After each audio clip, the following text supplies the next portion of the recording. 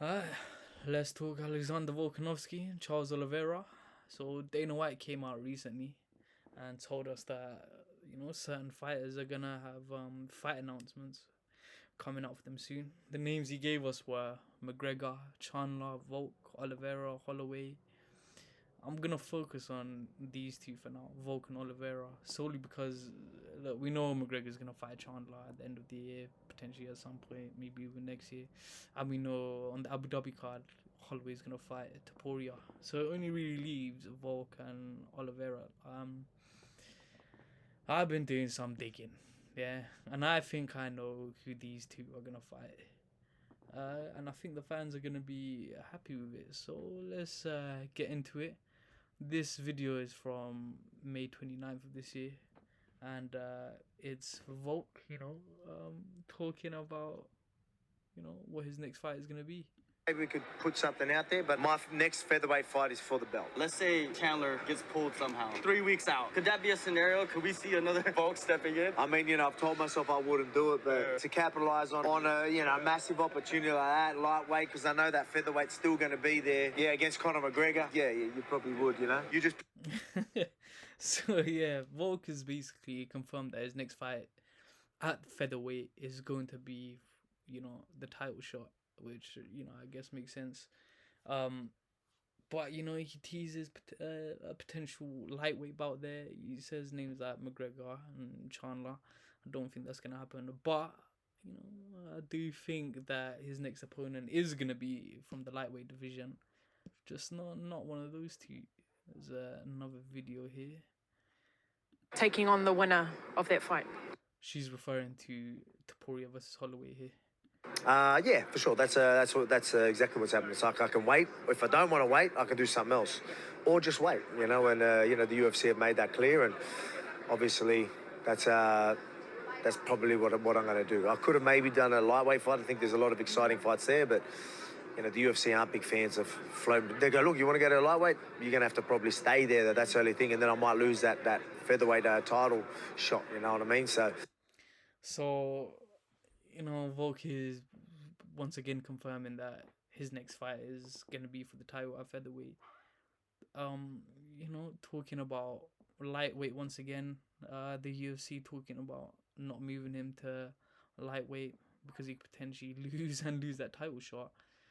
But if we look at the rankings here, the featherweight rankings, I mean, it's just, for a guy like Volk, I mean, it's not very... Look, Holloway and Poirier are going to fight each other. He's already beat Ortega, and we know Ortega's going to fight on the Sphere. He's beat Yair Rodriguez, pretty much dominated him. I don't know if the Arnold Allen fight is necessarily a fight that excites him. Evlo Webb is fighting Aljo. Aljo could have been an exciting fight, but those two are preoccupied fighting each other.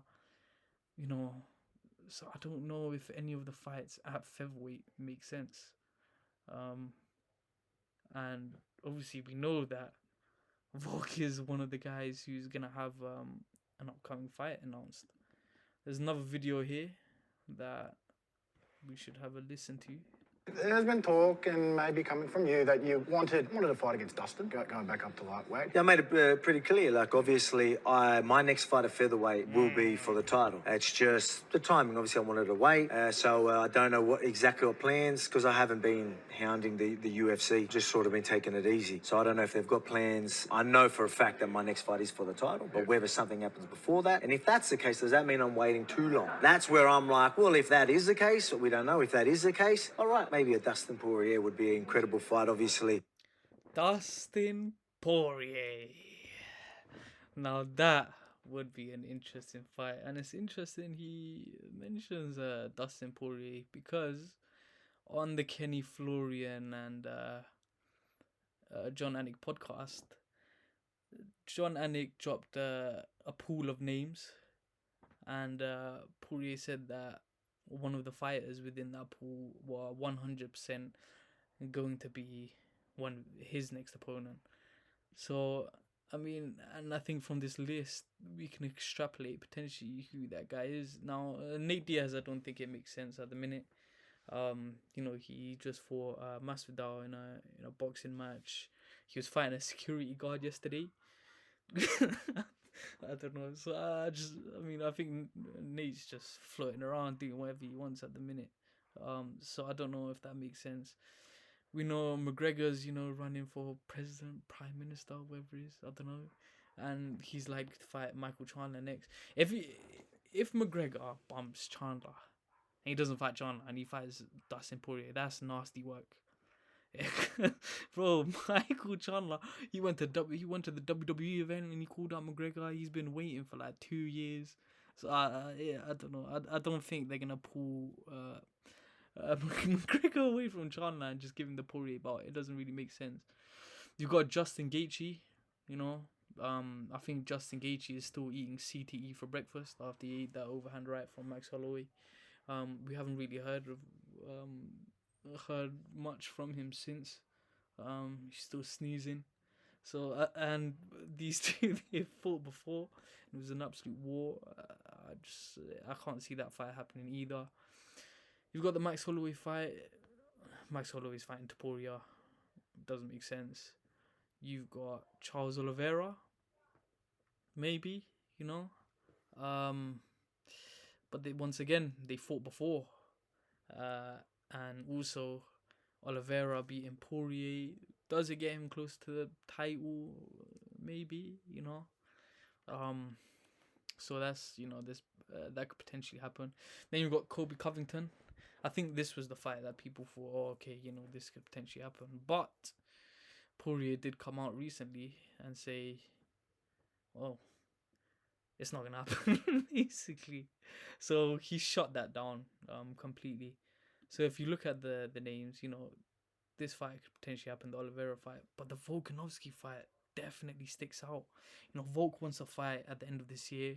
Remember when after he was head kicked by Makachev, he came out in the post-fight interview and he was reduced to tears. It was not funny, but yeah, he was reduced to tears. He was talking about how he goes through depression when he's not training for a fight, and he has to train. He has to know that there's a fight upcoming and whatnot. And we know that Volk is ready for the end of the year. He doesn't want to wait too long. Both guys are ready to go. They're both ready to fight. And I think it makes sense. Look, for UFC and Dana White, finishes, knockouts, fireworks, if we go watch our most viewed short on our channel. Talk about how Dana White's a casual. Yeah, he doesn't like these kind of, these technical fights anymore, and I understand why, because they don't really sell. Volk and Poirier are gonna go in there and try to take each other's heads off. It just makes so much sense. It's a great fight to end up what's been a really good year for the UFC, at 309 or 310. Poirier retiring, going out with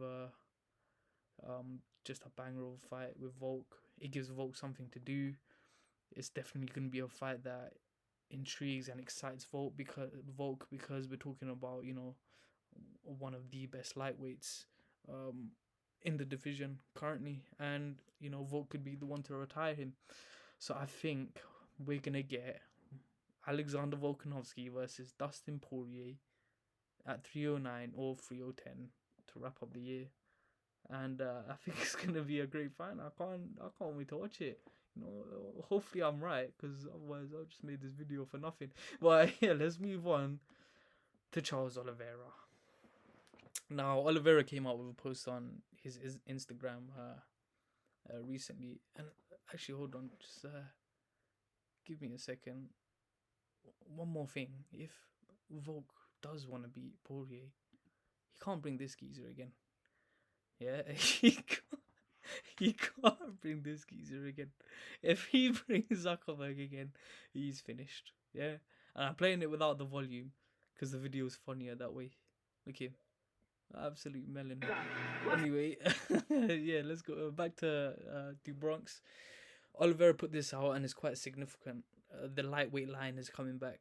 The reason it's so important is because there was talk of Oliveira moving up to welterweight, and I can't lie, I would have loved to have seen him at welterweight. Some of the matchups are just crazy. The Edwards fight would be entertaining. You got Usman, the Rachmanov fight would be so intriguing. But it looks like he's gonna fight Bilal potentially at the end of the year for the title. You've got the JDM fight. You've got the Colby Covington fight. And Gilbert Burns, but Gilbert Burns obviously preoccupied. He's gonna be fighting Sean Brady this upcoming weekend. Gary Thompson, there's just so many fun matchups for him at welterweight. But it looks like he's gonna stay at lightweight. And you gotta ask yourself, who? Who's gonna be fighting at lightweight? Because you look at the rankings, right? You've got Sarukian, who he's lost to and is likely to fight is going to be fighting for the title next. You've got Gaethje, who he's fought before, he's beat. You've got Poirier, he's fought before, he's beat, and I think Poirier is going to be fighting Volk. So this young man, Mr. Dan Hooker, I think Oliveira is fighting Hooker by the end of this year.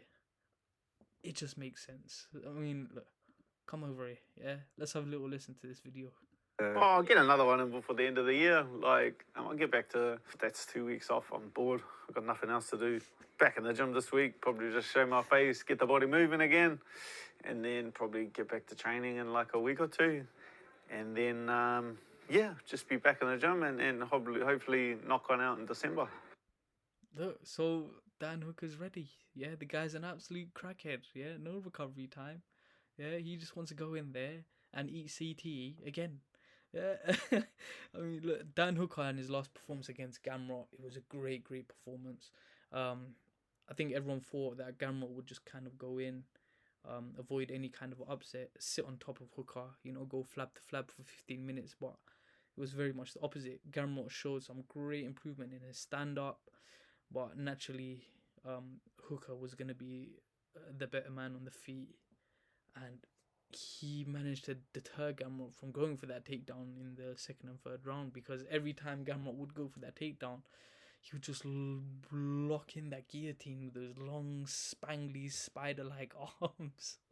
And it just happened over and over again. And Gamrot was like, oh, just forget this, mate. I'm not doing it anymore, mate. No more takedowns. So it was a very impressive performance from Hooker. And I think it's a fight that makes sense for both guys. I mean, look, for either of them, it gets them closer to a title shot. I mean, it's potentially a title eliminator for both guys. Oliveira beats Hooker, puts in a good performance. He could be the one to fight the winner of Makhachev Sarukian. If Hooker beats Oliveira, then he could be the one to fight the winner of Sarukian Makhachev too. So I think it's a fight that makes sense. I think it's an exciting fight for the fans. I think Dana White would love it. Once again, we're talking about two guys that would just try to take each other's heads off. And I mean, yeah, look, DuBronx, when they asked him about the Colby Covington fight, he said he'd fight him if the fight made sense. And I think the Hooker fight is the fight that makes sense because it gets him closer to the title shot. And, I think that's what he wants. So, yeah, I mean, Alexander Volkanovski versus Dustin Poirier and Charles Oliveira versus Dan Hooker. That's what I think is going to happen. And listen, if I'm right, yeah, you lot better come back to this vid and subscribe, yeah? And if I'm wrong, don't unsubscribe. We need subscribers. But yeah, that's what I think is gonna happen. And I would love to see both those fights, man. I can't wait to see the fights that Dana White announces, and let's just see what happens.